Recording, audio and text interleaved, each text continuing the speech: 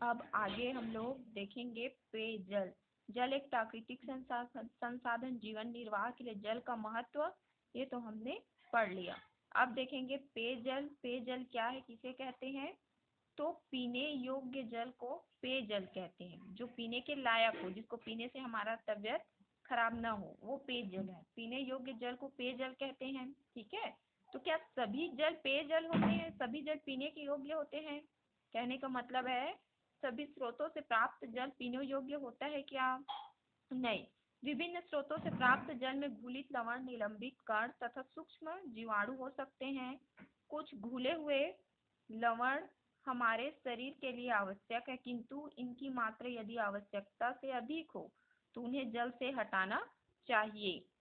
तो ये इसके लिए हमें क्या करना पड़ेगा? जल को पीने योग्य बनाना पड़ेगा। तो किन किन विधियों का प्रयोग किया जाता है पेयजल बनाने के लिए? तो देखिए, पेयजल बनाने के लिए, पानी को पीने योग्य बनाने के लिए पानी को उबाल कर छान लेना चाहिए।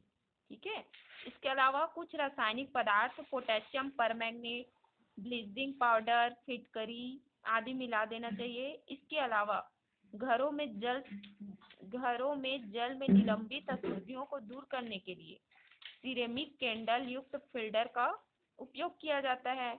आजकल पराबैंगनी विकिरण द्वारा जल को कीटाणु रहित किया जा सकता है। उसके बाद हम लोग जल को पीने योग्य बना सकते हैं। बिना जल को उबाले नहीं पीना चाहिए, जल को उबाल कर ही पीना चाहिए। तो इस प्रकार हम लोग उसको पीने योग्य बनाने की विधि अपना के पीने योग्य जल को बना सकते हैं। ये कहलाता है आपका पेयजल। अब है आसुत जल। आसुत जल किसे कहते हैं या इससे आप क्या समझते हैं? तो देखिए, आसुत जल जल का शुद्धतम रूप है। आप लोग तो जानते हो आसुत जल मतलब शुद्ध जल। तो क्या होता है, प्रयोगशालाओं में प्रयोगों के लिए इसकी आवश्यकता होती है। हम लोग प्रैक्टिकल करते हैं प्रयोगशाला में, तो हम लोग आसुत जल का ही उपयोग करते हैं। तो आसुत जल प्राप्त करने के लिए जल को गर्म करके वाष्प में तथा वाष्प को संघनित कर जल में बदला जाता है। आया समझ में? जो जल होता है नॉर्मल जल, उसको हम लोग क्या करते हैं, गर्म करते हैं। गर्म करके जो वाष्प बनता है तथा वही वाष्प संघनित कर जल में उसको फिर से बदल दिया जाता है। ये कहलाता है आपका आसुत जल। मैं एक बार फिर बताना चाहूंगी, ये बहुत इंपॉर्टेंट है। आसुत जल जल का एक शुद्धतम रूप होता है। हम लोग आसुत जल का उपयोग प्रयोगशाला में करते हैं प्रैक्टिकल के लिए। अब आसुत जल को बनाते कैसे हैं? तो आसुत जल प्राप्त करने के लिए जल को गर्म करके वाष्प में तथा वाष्प को संघनित कर जल में बदल दिया जाता है। ये कहलाता है आपका आसुत जल। ठीक, अब देखेंगे हम लोग जल के भौतिक गुण। क्या क्या उसके गुण होते हैं, भौतिक गुण। तो देखो, इसका फिजिकल प्रॉपर्टी देखते हैं सबसे पहले। तो रंगहीन होता है। इसके लिए हम लोग एक सारणी देखते हैं जो पुस्तक में आपका दिया हुआ है। ये देखिए, इसकी फिजिकल प्रॉपर्टी, जल के फिजिकल प्रॉपर्टी देखते हैं। तो सर्वप्रथम रंग। क्या आपने जल का कोई रंग देखा है? नहीं, वो क्या होता है, रंगहीन होता है। क्या आपने उसका गंध महसूस किया है? नहीं, क्योंकि वो गंधहीन होता है। क्या उसका टेस्ट आप लोग जानते हैं? क्या कौन से टेस्ट का पानी मिलता है आपको? नहीं, वो स्वादहीन होता है। उसका कोई टेस्ट नहीं होता। सब जगह का पानी अलग अलग टेस्ट का होता है। क्या पारदर्शी होता है? हाँ, पारदर्शी होता है। हालांकि स्पष्ट दिखाई नहीं देता, लेकिन हम लोग आर पार देख सकते हैं। अवस्था सामान्य होती है। सामान्य ताप पर द्रव गर्म करने पर गैस में व जम जाने पर ठोस में कन्वर्ट हो जाता है। आया समझ में फिजिकल प्रॉपर्टी? देखिए, जल का कोई रंग नहीं होता, इसलिए वो रंगहीन होता है। गंध नहीं होता है, इसलिए वो गंधहीन होता है। स्वाद नहीं होता, इसलिए वो स्वादहीन होता है। पारदर्शी होती है जल। अवस्था सामान्य ताप पर, तो सामान्य ताप पर द्रव गर्म करने पर गैस और जम जाने पर ठोस में कन्वर्ट हो जाता है। तो देखिए, इस प्रकार ये था उसका फिजिकल प्रॉपर्टी। अब आगे देखेंगे,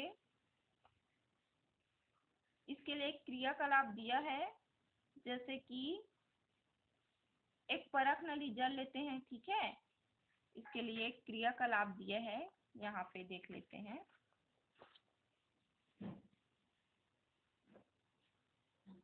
क्रियाकलाप 3 देखते हैं। आवश्यक सामग्री क्या क्या चाहिए हमें? बीकर, आसुत जल, मोटा गद्दा, कार्बन की छड़ें, बल्ब, तार, तेल, नमक।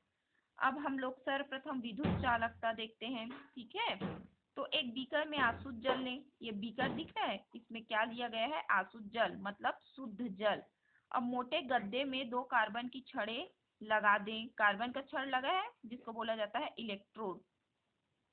उसे चित्र 2.3 के अनुसार बीकर के ऊपर रख दें। इन छड़ों को तांबे के तार की सहायता से सेल और बल्ब से जोड़ें, ठीक है। एक इलेक्ट्रोड को सेल से जोड़ना है और एक इलेक्ट्रोड को बल्ब से जोड़ना है। क्या बल्ब जलता है? अब जल में 1 चम्मच नमक घोलें, फिर प्रयोग को दोहराएं। क्या बल्ब अब जलता है? आसुत जल विद्युत का कुचालक होता है। हम जानते हैं आसुत जल में विद्युत प्रवाहित नहीं होता।